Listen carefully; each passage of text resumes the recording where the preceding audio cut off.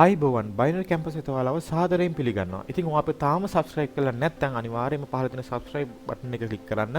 ඒ වගේමයි bell icon එකත් click කරලා තියාගන්න. අලුත් වීඩියෝ එකක් දාපු ගමන් ඔයාලට notification එකකින් ගෙන්න ගන්න හැකියාව තියෙනවා. අද අපි අරගෙන අවිල්ලා තියෙන්නේ අපි කලින් කතා කරපු trading strategy එකක් මොන වගේ trading methods වලටද පාවිච්චි කරන්න පුළුවන් කියලා වීඩියෝ එකක්. ඉතින් ඔයාලට මතක ඇති අපි support and resistance එක 2 minute trade එකක් ගත්ත වීඩියෝ එකක් දැම්මා. ඉතින් ගොඩක් අය ඒක කරලා තිබ්බා. ගොඩක් අය දාපු trades ගොඩක් 90%ක විතර accurate එකක් තියෙනවා කියලා කරපු අය මට කතා කරලා කිව්වා.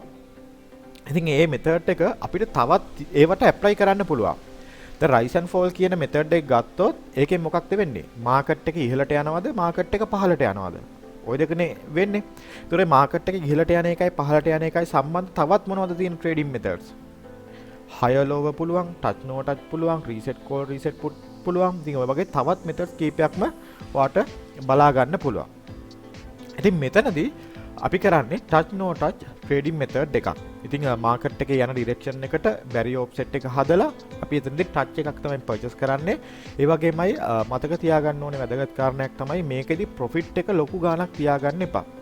උදාහරණයක් විදිහට දැන් මම මෙතනදී පාවිච්චි කරන්නේ touch method එකේදී 40%යි 50යි අතර ගාණක්.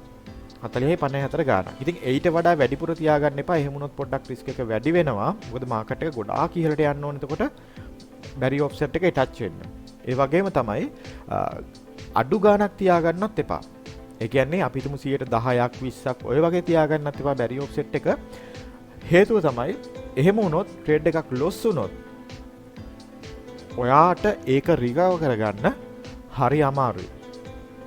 ඒ හින්දා හොඳම ගාන තමයි 40 45 අතර ගානක් තියාගන්න. එතකොට ඔයාට loss එකක් ගියත් රිකවර් කරගන්න ලේසි. ඉතින් ඔයාට පේනවා trade loss වෙනවා, profit කරනවා. ඉතින් හැමින් කලබල නැතුව අපේ plan එකට යන්න ඕනේ. දවසේ target එක achieve කරන්න ඕනේ. ඉතින් අද මම නිකන් තමයි ඇත්තටම වීඩියෝ එක කරන්න ඔයාලට. ඒ කියන්නේ විශේෂ අද වීඩියෝ එකක් කරනවා කියලා plan කරලා තිබ්බේ නැහැ. මට හිතුණා නිකන් කරලා දාන්න ඕනේ කියලා වීඩියෝ එකක්. ඒ නිසායි රෙකෝඩ් කරලා දැම්මේ. හරි. ඉතින් ওই විදිහට තමයි ඔක් කරන්න තියෙන්නේ. බලන්න වීඩියෝ එක ඉවර වෙනකන් trade වලට enter වෙන හැටි, ඊළඟට barrier offset හදා ගන්න විදිය, barrier offset වෙනස් කරගන්න හැටි, ඊළඟට market එකක් select කරගත්තාම එකපාරට trade කරන්න පටන් ගන්නවද? එහෙම නැත්නම් සමහර තැන්වලදී ඔයාලට මේ වීඩියෝ එක බලද්දී තේරෙයි සමහර තැන්වලදී මම trade වලට enter වෙන්නේ නැහැ. මට enter වෙන්න හිතෙනවා barrier offset එක හදනවා. හැබැයි මම trade එකට enter වෙන්නේ නැහැ. ඉතින් අර ඒ වගේ බලාගෙන ඉන්න ඕන තැන් අපි තව පොඩ්ඩක් කල්පනා කරලා ගන්න ඕන තැන්. ඉතින් ඔය වගේ ගොඩාක් දේවල් තියෙනවා අපි ට්‍රේඩ් කරද්දී අපිට හදා ගන්න ඕනේ දේවල්. ඉතින් ඒ හැම දෙයක්ම හදා ගන්න ඇත්තටම කිව්වොත් මම කියන නිසාවත් නෙවෙයි, තව කෙනෙක් කියන නිසාවත් නෙමෙයි, ඔයාට ඕන නිසා ඔයා මේ වැඩේ අනිවාර්යෙන් හොඳට කරන්න ඕන. අනිවාර්යෙන් ඉවසලා මේ වැඩේ කරන්න ඕනේ. එහෙම වුණොත් ඔයාට අනිවාර්යෙන් මේ වැඩේ කරන්න පුළුවන්. try කරන්න. ඉතින් මේක try කරන්න, මේක ඉගෙන ගන්න සල්ලි දාන්න ඕනේ කියලා මේ එකක් නැහැ. ඔයාට demo account එකේ පුළුවන් තරම් practice කරන්න පුළුවන්. demo account එක තියෙන්නේ ඔයාට practice කරන්නනේ. පුළුවන් තරම් practice කරන්න පුළුවන්. අති තරම් practice කරන්න ගොඩක් අය ඉන්නවා. trade කරලා එහෙම නැත්නම් trade කරන්න සල්ලි නැහැ කියලා practice කරන්නෙත් නැහැ, මොකුත් නැහැ. ඉතින් ඔයා අද practice කරොත් තමයි ඔයාට සල්ලි හම්බෙච්ච දවසක මොනවා කරන්න පුළුවන්ද? trade කරන්න පුළුවන්. ඔයාට සල්ලි හම්බෙන දවසක practice කරලා ඔක්කොම කරලා trade කරන්න ගත්තාම ඔයා හදිස්සියි. එතකොට ඇත්තටම කිව්වොත් හදිස්සියේ තමයි වැඩේ පටන් ගන්න. එහෙම නෙමෙයි. දැන් සමහරට ඉන්න පුළුවන් සල්ලි නැති අයත් ඉන්න පුළුවන්. ගොඩක් අය ඉන්නවනේ. ට්‍රේඩ් කරන්න සල්ලි නැහැ. ට්‍රේඩ් කරන්න සල්ලි නැහැ කියලා අතහැරලා දාන්න එපා. සල්ලි ඕනේ නැහැ ට්‍රේඩ් කරන්න. ඔයා පුළුවන් තරම් ප්‍රැක්ටිස් කරන්න. ඉතින් ඔය ප්‍රැක්ටිස් එක අපි හිතන්නකො මාස 6ක් ඔයා ප්‍රැක්ටිස් කරනවා කියලා.